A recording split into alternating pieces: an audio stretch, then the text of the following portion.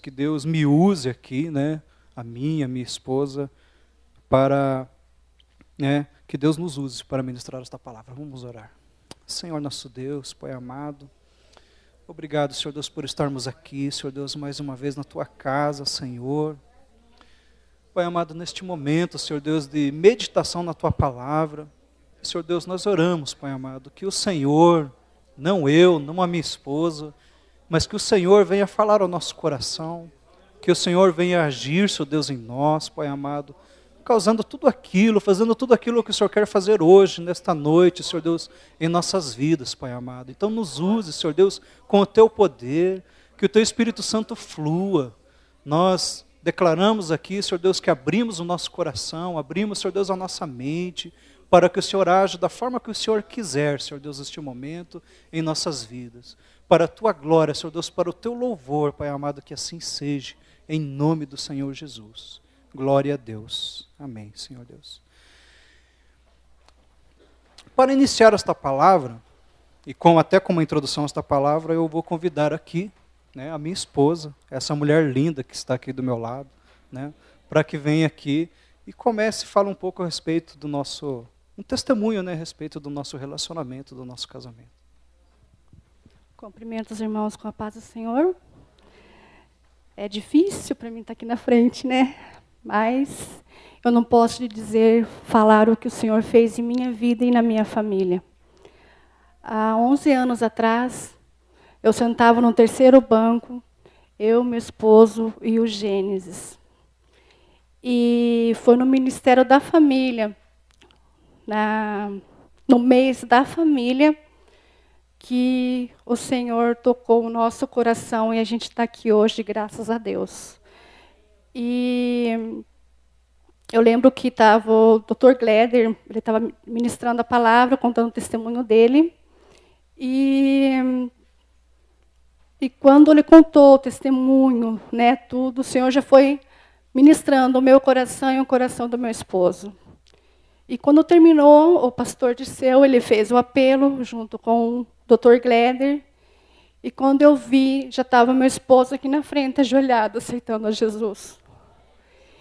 E alguns segundos eu fiquei sentada no banco com o meu filho. Eu falei, Senhor, eu sozinha, eu e Deus. Eu falei, Senhor, se o Senhor está comigo mesmo, eu quero que o Senhor me ajude a levantar desse banco e que eu vá na frente junto com meu esposo. Porque a gente estava passando uma fase muito difícil com o Gênesis, ela é uma criança muito doentia. E, graças a Deus, eu cheguei e vim até a frente, me ajoelhei com meu filho, do lado do meu esposo, e a gente aceitou a Jesus. E, para a honra e glória do Senhor, faz 11 anos que a gente está na igreja, e não me imagino sair dessa igreja, nem da presença do Senhor, e que Deus sempre nos sustente e sempre esteja comigo. E, passado alguns meses, o Gênesis ele caiu novamente doente, e a gente visitava a minha casa e eu morava no hospital. E assim foi por muito tempo. E chegou um dia, o Senhor usou a Miriam Torres.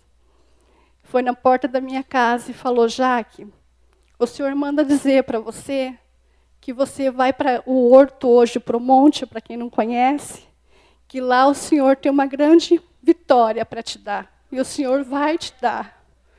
Peguei o meu filho no braço, passei para quem ia cuidar, deixei ele em casa e fui para o Horto à noite. Chegando lá, o Senhor usou a tia Lisa, como todo mundo chama, e o Senhor disse, você chega em casa, coloca a sua mão sobre o seu filho, Gênesis, e ora por ele, porque amanhã cedo, em nome de Jesus, o seu filho vai estar curado. E o Gênesis estava com uma doença que os médicos chegou em mim como mãe, é difícil, como que se diz, suportar isso. O médico chegou e falou assim, olha mãe, tudo quanto é tipo de antibiótico que existe nesse mundo, o seu filho já tomou. Veio de São Paulo para cá, o teu filho já tomou. E não tem mais o que eu faça por ele. Leve para casa, que ele está tirando vez de uma outra criança que tem vez. Para uma mãe ouvir isso, é difícil. E eu trouxe o meu filho embora, né? Oramos com eles, fizemos tudo o que tinha que fazer, e agora, para a honra e glória do Senhor, está aí o Gênesis com 11 anos e vai seguir em frente em nome de Jesus. Então, o que eu quero dizer para vocês, irmãos, é que o mês da família, para mim, é muito importante. Todos sabem que eu não tenho família, eu sou adotada. Então, para mim, assim, eu não vejo a hora de chegar o mês de maio, né? Porque o mês de maio, para mim, faz uma grande diferença, sabe? Então, eu louvo a Deus por isso, eu agradeço a Deus. Lógico que não é fácil, né? A gente, como evangélico, crente, a gente tem as nossas tristezas, tem as nossas falhas, mas a gente está aí com Deus, com Cristo, e vamos continuar em nome de Jesus, e que Deus esteja conosco. Eu vou passar a palavra para o meu esposo. Obrigado, querida. Esse é o horário de valorizar, né? De você ganhar crédito. Meu amor, muito obrigado por ter vindo aqui na frente, né? Bom, irmãos, fora lido aqui no início, né, desse culto, 1 Coríntios, capítulo 13, no versículo 11. Né? Quando eu era menino, pensava como menino, agia como menino, andava como menino, mas depois que vim a ser homem, eu deixei das coisas de menino. Eu me lembro quando eu era criança, e eu gostava muito de brincar de corrida de tampinha. Não sei se o pessoal aqui já brincou, mas era muito bacana de brincar de corrida de tampinha. Era muito massa. Né? Então, a corrida de tampinha, para quem não conhece, né, era mais ou menos assim. Você tinha que esperar o pai comprar 1 metro de areia ou 2 metros de areia para poder brincar. Né? Então, às vezes, ele comprava, né, ele sempre estava construindo alguma coisa. Aí, segundo passo, você tinha que esperar o pai sair, não podia o pai estar em casa, né, para poder fazer a brincadeira. Aí, quando o pai saía, terceiro passo, pegar os amigos e esparramar a areia. Porque para brincar você tem que dar uma esparramada, ela tem que ficar meio, né, ali. Tá? Então, no terceiro passo. Quarto passo, pegar tudo quanto é tipo de graveto, pedra, pau e colocar na areia. Né? Misturar aquilo ali na areia. Aí você fazia as ruas, pequenas ruas assim, em toda aquela areia, né? E aqueles gravetos, aquelas pedras, era para fazer tipo um poste de luz, um semáforo, né, uma casa. E ficava uma verdadeira maquete de uma cidade. Né? E ali, cada um pegava uma tampinha, né, uma de Coca, né, uma de Fanta, uma de Guaraná, para diferenciar os corredores de Fórmula 1 de tampinha, né, para ficar bem ali separadinho. Aí cada um tinha direito a dar 3 toquinhos. Né? E ali a gente se divertia assim, à beça naquela brincadeira. A gente entrava naquele mundo, parecia que realmente estava numa corrida de verdade, e se divertia muito. Hoje, né, depois de grande, por mais que eu tente, eu nunca vou conseguir voltar a ser criança novamente e brincar daquela maneira. Não é mais possível fazer isso. Por mais que eu tente, possa tentar me debruçar, sentar no chão, tentar brincar, posso até conseguir me divertir um pouco, mas como uma criança, de forma alguma, nunca mais. Né? E a criança, ela é muito imatura. Né? Faz coisas assim, né, que nem esparramar a areia do pai, ou às vezes a areia do vizinho. Né? Uma coisa de criança, né? Porque aquela areia ela é importante, ela vai misturar e tal. Não pode ter sujeira naquela areia, não pode ter pedra, não pode ter madeira, não pode ter nada. Né? Mas a criança ela vai lá, né, naquela inocência, né, e não imagina assim, a finalidade tão importante que tem aquela areia. Mas essa questão de imaturidade, ela não está somente quando nós somos crianças, né? Mas muitas vezes também quando nós somos uma criança, por exemplo, uma criança em Cristo. Né? Eu, quando aceitei a Jesus, já era adulto já. Eu não era mais criança. Mas só que era uma criança em Cristo. Tinha acabado de me converter. E eu tomava muitas vezes atitudes imaturas. Né? Quando eu me lembro que quando eu me converti, Não podia passar alguém do meu lado sem me cumprimentar, que eu já ficava brabo. E eu ia para casa, eu ficava brabo, não queria mais nem vir para a igreja mais. Não, ninguém me cumprimenta naquela igreja. E aí o pastor vinha lá em casa e eu dizia, pastor, ninguém me cumprimenta. Não. Uma pessoa às vezes passou do meu lado e não me cumprimentou. Não, ninguém me cumprimenta, né? E eu percebo hoje que era uma atitude imatura da minha parte, né? Às vezes aquela pessoa que passou do meu lado, ela não teve a mesma semana que eu tive, né? Teve uma semana muito difícil, cheia de tribulações. Ou muitas vezes ela estava distraída, ela não me viu, ela não me percebeu, né? Ou simplesmente, às vezes, a pessoa fazia parte, tem pessoas que têm uma certa personalidade que não é muito de cumprimentar mesmo. E eu vejo hoje, quando nós chegamos na igreja, nós somos muito bem acolhidos aqui na igreja. Mas eu tinha essa atitude, né, imatura, né? Então eu ficava bravo. E hoje eu olho para isso, né, e dou risada. Digo, poxa vida, como é que era interessante essa minha atitude, né, quando eu me converti e aceitei a Jesus aqui na igreja. Mas a imaturidade, ela também está no casamento. Quando a gente acaba, quando está no comecinho do casamento, há muitas atitudes assim imaturas, né, que a gente toma. Muitas vezes brigas, discussões, né, que são imaturas. Depois o tempo passa, a gente diz, por que eu briguei por causa daquele negócio, né?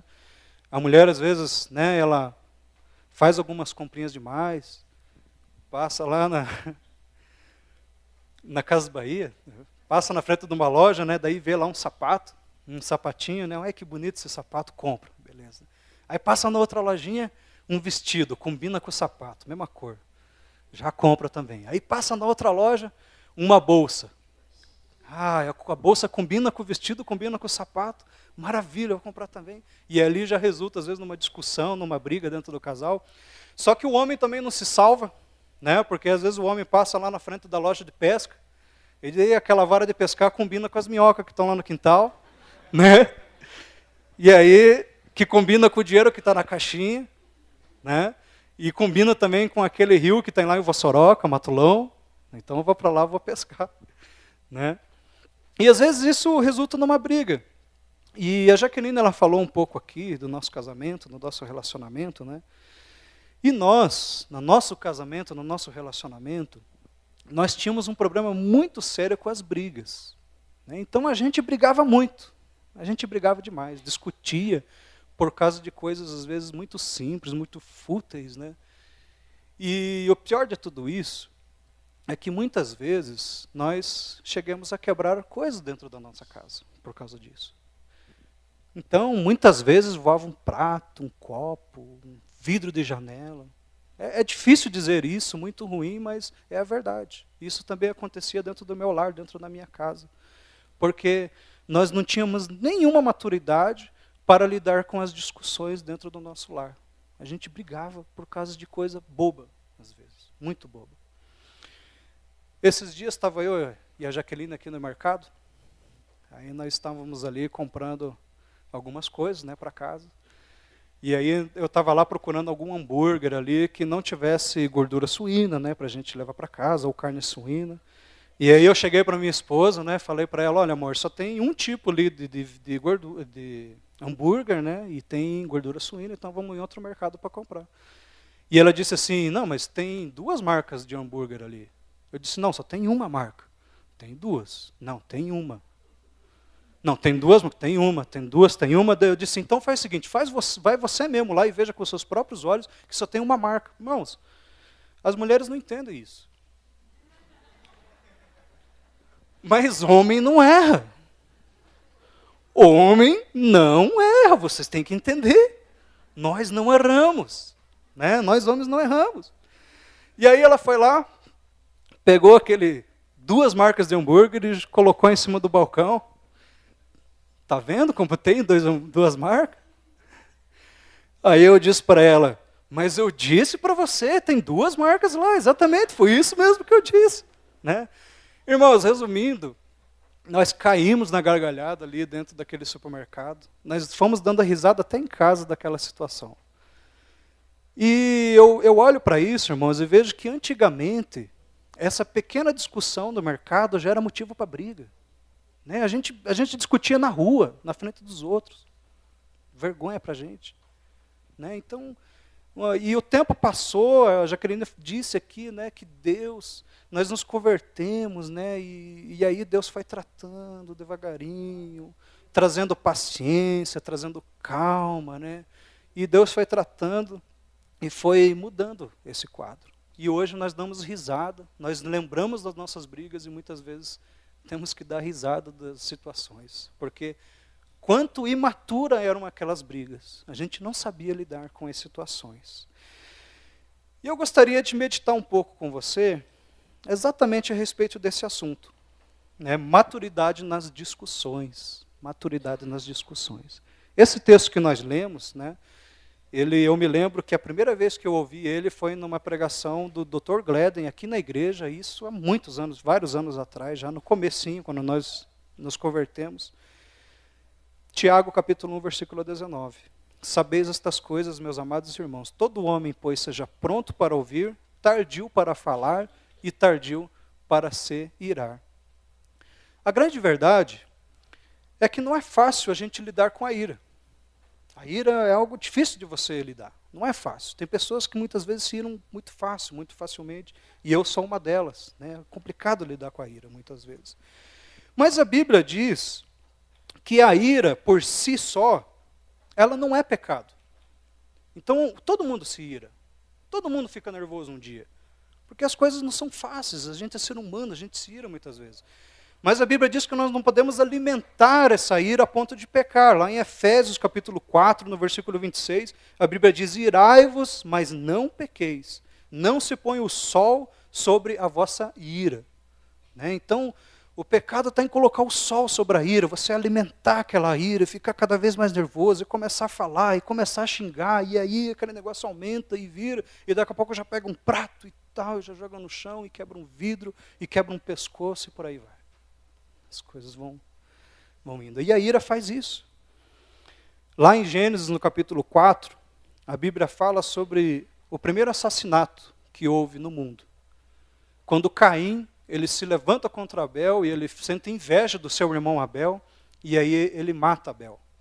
E lá no versículo 5, a Bíblia diz que irou-se Caim fortemente e descaiu-lhe o semblante. Né? Então a Bíblia diz que Caim, ele começou a sentir aquela ira contra seu irmão. E ele alimentou aquela ira. Ele foi alimentando, e foi planejando. Quando os dois foram no campo, Caim se aproveitou e matou Abel. Eu me lembro que, quando eu era criança, também até adolescência, eu brigava muito com meu irmão também. Né? Eu brigava muito com meu irmão. E a gente brigava por causa de coisas assim, né, muito básicas.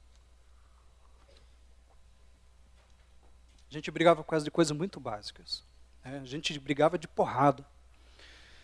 Só que tem uma coisa, apesar do meu irmão ele ser maior que eu, mais forte que eu, e treinava karatê, eu não deixava por menos, não.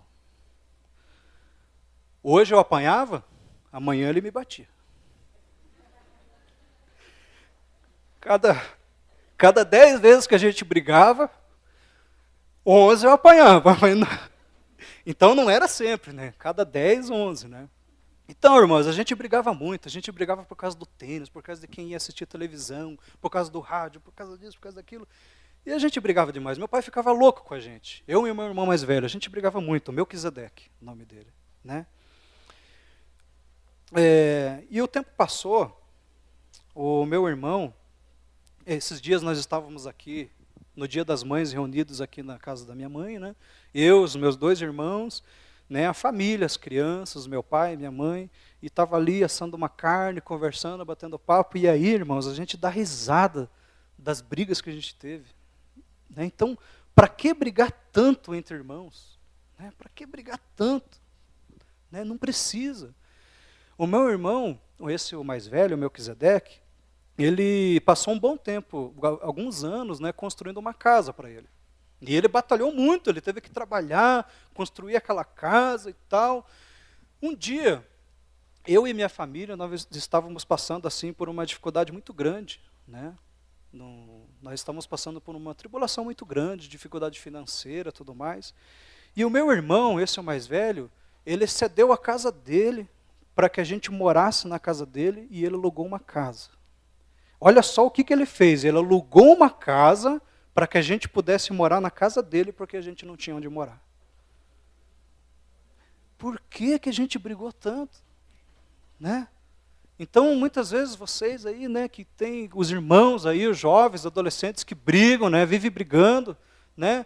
Um dia você vai precisar do teu irmão, né? E um dia ele vai precisar de você também e você vai estar pronto para ajudar ele porque você ama ele. Amém? Né? Então, hoje nós três, né, irmãos, nós nos reunimos e a gente dá risada das nossas lutas, das nossas brigas, né? Porque realmente era assim algo muito infantil. Né? E a gente percebe que essas brigas, ela tem toda uma imaturidade ali para compreender as coisas, para lidar com as coisas, para lidar com as situações. Né? Então a gente brigava muito. E hoje nós damos risada da nossa imaturidade que a gente tinha. Eu vou mostrar um vídeo aqui agora, e esse vídeo ele tem apenas 30 segundos, 33 segundos. É preciso prestar atenção para poder compreender. Tá? Então preste bastante atenção para que você possa compreender. Amém?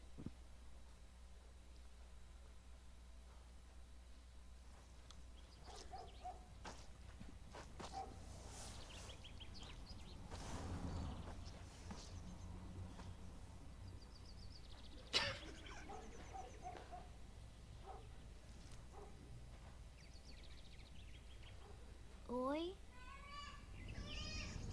Oi.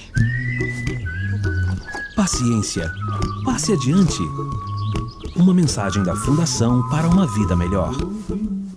Amém, né? Então, quando eu vi esse vídeo assim, primeira coisa eu ri, né? Porque a cara que aquele senhor faz quando ele vê o menino, né? Ele olha assim, está alegre, está feliz, porque está acabando já a calçada. Ele olha assim, né?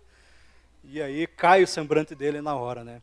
Quando eu vejo esse vídeo, eu fico imaginando o irmão Cassimiro, né? O irmão Cassimiro, ele trabalhou de pedreiro vários anos, né? E vamos imaginar assim que há vários anos atrás ele estava lá preparando uma calçada e já estava cansado, né? O dia inteiro trabalhando naquela calçada longa, né? E estava ali trabalhando, né? Ganhou 3.000 cruzado aquele dia, de tanto trabalho, né? E de repente ele olha assim, o Azias.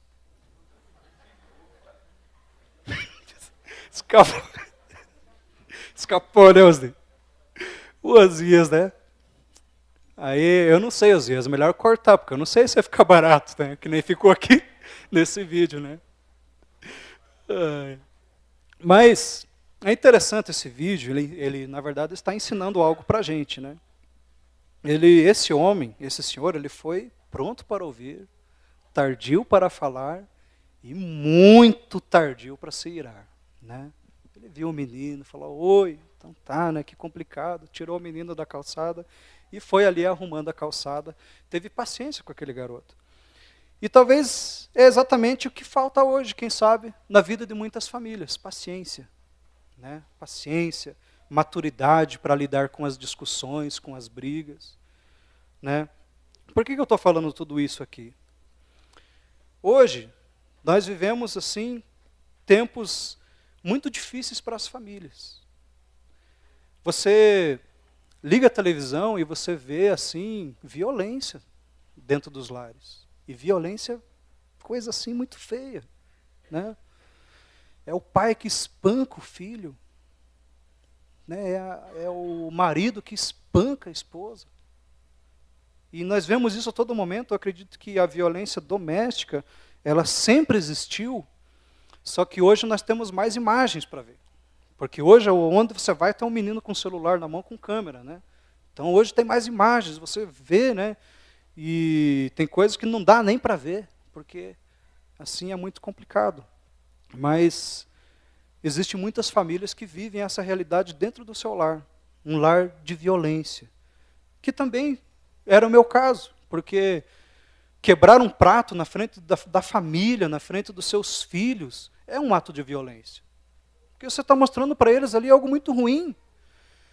É algo que no futuro o seu filho vai querer praticar na casa dele, na família dele, quando ele casar. Então eu oro a Deus que hoje nós possamos dar bons exemplos para os nossos filhos, para que isso não venha acontecer. Mas infelizmente isso aconteceu no nosso lar, na nossa casa, na nossa família. Mas hoje, irmãos, existem tempos difíceis para as famílias, para os relacionamentos familiares. E, como eu disse, violência, muita coisa assim, que não dá nem para ver, muitas vezes. Né? É uma criança que apanha demais, é algo assim, muito ruim. E eu percebo que há uma dificuldade muito grande para lidar com a ira. Assim como Caim, ele se irou, alimentou aquela ira, de tal forma, foi alimentando, ao ponto que uma hora ele matou seu irmão. E isso acontece hoje em muitos lares, em muitas casas. E não adianta a gente pensar que isso ele está acontecendo lá na Itália ou lá nos Estados Unidos. Né? Isso às vezes está dentro do lado da nossa casa, atrás da nossa casa, no nosso vizinho, a gente nem vê, nem percebe muitas vezes. Ou muitas vezes até mesmo dentro da igreja. Pode acontecer de dentro da igreja ter uma família que vive violência desse tipo? É possível, sim. É possível. Infelizmente, é possível. Porque nós estamos passando hoje por tempos difíceis para a família. É preciso amadurecer. Amém? É preciso amadurecer. O Osni, ele falou aqui algo verdadeiro no começo aqui. Que a nossa igreja, ela tem algo assim especial de Deus para a família. Deus transformou famílias aqui, o Osias estava falando ontem, Deus transformou famílias aqui assim de forma extraordinária. É algo assim que faz a gente crer que Deus existe. Sabe? Você olha para essas famílias e você diz, eu creio que Deus existe porque não tem, isso aqui não é humano, isso aqui foi coisa de Deus. Né? No meu casamento foi coisa de Deus. O que aconteceu na minha família foi um milagre. Foi um milagre de Deus, irmãos, porque eu e a minha esposa, só tinha um resultado para a gente, separação. E a gente falava em separar, a todo momento, toda hora a gente falava, vamos separar, vamos separar, vamos separar. E aí Deus foi usando as palestras do mês de maio, Deus foi usando pessoas desta igreja que nos instruíram, e aos poucos Deus mudou esse quadro na nossa vida. Porque Deus está fazendo algo extraordinário nesta igreja com as famílias. Amém? Nosso Deus é um Deus de restauração. Mas eu acredito que ainda há muito mais famílias que serão transformadas nesse trabalho. Amém? Muitas famílias que serão saradas, que serão curadas de uma forma maravilhosa e extraordinária. O pastor Dirceu, no primeiro sábado desse mês de maio, ele falou a respeito do semear, né? E aí ele mostrou que uma semente, ela pode produzir vários frutos. Né? Então você não planta uma semente de macieira que fala? Macieira, árvore de maçãs. Macieira. Né? Você não planta uma semente de macieira e tem como resultado apenas uma maçã. Né? Mas tem como resultado vários frutos. E muitas vezes, irmãos, as nossas palavras que nós falamos, elas são uma semente, né? E o pastor Dirceu falou a respeito disso, que muitas vezes uma palavra, ela é uma semente e pode trazer como resultado muitos frutos ruins. E do outro lado também pode trazer frutos bons, depende da semente que eu estou lançando. Mas no momento de ira, no momento de raiva, muitas vezes nós podemos falar tanta besteira. Eu gostaria de deixar aqui, vou passar agora aqui 2 conselhos, que o primeiro conselho é o seguinte, é o que fazer no momento da ira. E o outro conselho é o que fazer quando o outro está irado. Quando não sou eu que estou irado, mas é a outra pessoa que está irada. Amém? Então, primeiro conselho, o que fazer no momento que eu estou irado? No momento que eu estou nervoso, que eu já estou olhando para a minha mão, já está ficando verde, já se transformando no incrível Hulk. Já. O que eu posso fazer? A melhor coisa que eu faço, irmãos, é ficar quieto. É não falar nada. Eu estou nervoso, mas eu fico quieto. Vontade de falar alguma coisa, mas é melhor ficar quieto. É melhor ficar em silêncio. E é exatamente isso que esse texto diz. Né? Todo homem seja pronto para ouvir e tardio para falar. Por que esse texto diz isso? Porque se eu estou irado e eu falo, eu vou ficar ainda mais irado. E tudo que eu falar vai ser besteira. Tudo que eu falar não vai ser nada para edificação. Então, na hora da ira, a melhor coisa é ficar quieto, em silêncio, tranquilo. Amém? Nós vamos praticar essa palavra, amém? Eu preciso cada dia mais praticar esta palavra. Eu preciso. Todos nós. Acredito que muitos de nós, acredito que não somente eu, precisamos praticar esta palavra. Segundo, o que fazer quando o outro está irado? Eu acredito que vale também a primeira dica. Ficar quieto é uma boa ideia. Para não levar um prato na cabeça, um copo, né? É melhor ficar quieto também. Mas um conselho bíblico é falar brandamente. Falar brandamente. Então, eu estudando aqui para essa mensagem, encontrei um texto bem bacana para isso, né? Provérbios capítulo 25, versículo 15, que diz assim: pela paciência se persuade o príncipe, e a língua branda quebranta os ossos. Pela paciência se persuade o príncipe, e a língua branda quebranta os ossos. Provérbios capítulo 25, versículo 15. A língua branda, ela quebranta os ossos. Então esse texto está dizendo que quando eu falo brandamente, né, eu tenho com essas palavras a capacidade de acalmar alguém. Amém? E isso é a palavra de Deus, e se é a palavra de Deus, então é verdade. Não é mesmo? No momento certo, na hora certa, a palavra branda desviará o furor. Né? Provérbios capítulo 15, versículo 1.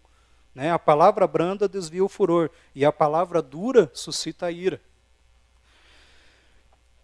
Missionário Jaime Kemp, ele conta que um dia ele estacionou o carro em frente a um sobrado de uma pessoa e foi almoçar. E quando ele voltou, o dono daquele sobrado estava verde que nem o Incrível Hulk. Estava nervoso, desceu daquele sobrado, falando tudo quanto é tipo de palavrão e xingando e tudo mais. E desceu e falou ainda mais algumas coisas. E o missionário Jaime Kemp, um homem de Deus, cheio do Espírito Santo, ele para ali, ele ouve aquele homem falar primeiro, deixa o homem extravasar. E depois ele diz: olha, senhor, realmente o senhor está certo. Me desculpe, prometo, nunca mais isso irá acontecer. E aí aquele Incrível Hulk verde se transforma numa princesinha. Né? Não, que é isso, não é para tanto. Quando você vier aqui, pode estacionar o carro aí mesmo, não esquenta a cabeça, não se preocupe. Né? Então mudou o quadro naquele momento, porque a palavra de Deus, ela é verdade, ela é verdadeira. Eu creio nessa palavra. A palavra branda, ela desviará o furor. Né? A língua branda, ela tem a capacidade de quebrantar os ossos, de quebrantar as pessoas que muitas vezes estão nervosas. Amém? Então é isso, irmãos. Nós possamos amadurecer no que diz respeito às discussões, porque as discussões, muitas vezes, elas podem levar a gente a muitas coisas ruins em nossa vida. Amém? Tem alguns textos aqui da palavra de Deus. Salmo 37, versículo 8, deixa a ira e abandona o furor, não te indignes para fazer o mal. O que presto se ira fará doidices, e o homem de má imaginações será aborrecido. Melhor é um longânimo do que o valente, e o que governa o seu espírito do que o que toma uma cidade. Provérbios 16, 32. Amém?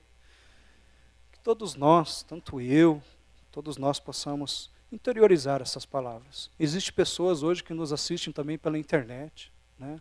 Então, quem sabe há pessoas que ouvem isso neste momento e que vivem uma situação complicada no lar, de brigas, assim como eu e minha esposa vivíamos, né?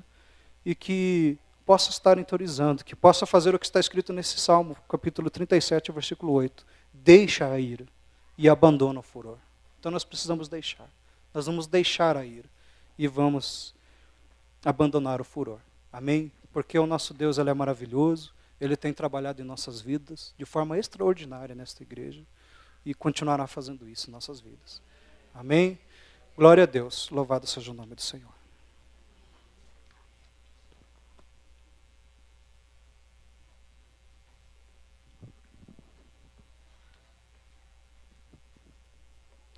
Nesse mês a gente está analisando o processo de